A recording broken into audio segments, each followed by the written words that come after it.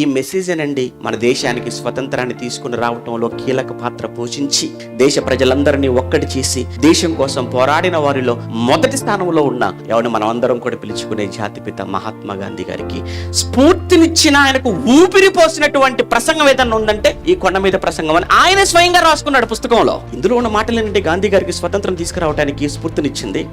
ఏంటి మీ ఆయుధం అని గాంధీ గారిని అడిగితే, నా ఆయుధం అహింస అన్నాడు ఆయన.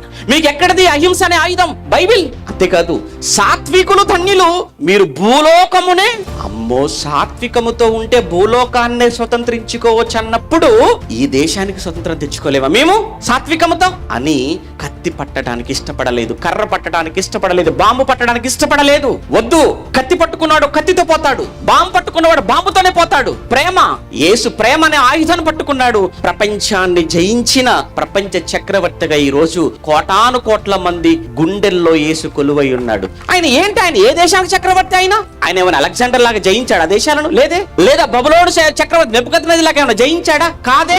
రోమా చక్రవర్తుల్లాగా రాజ్యాల మీదకి యుద్ధానికి వెళ్ళి ఏమైనా జయించాడా? కాదే. యేసు పట్టుకుంది ప్రేమ అనేటువంటి ఆయుధం. ఆ ప్రేమతోనే అందరినీ గెలుచుకున్నాడు. ఆ ప్రేమతోనేనండి అందరి హృదయాలను తన వైపుకు తిప్పుకున్నాడు.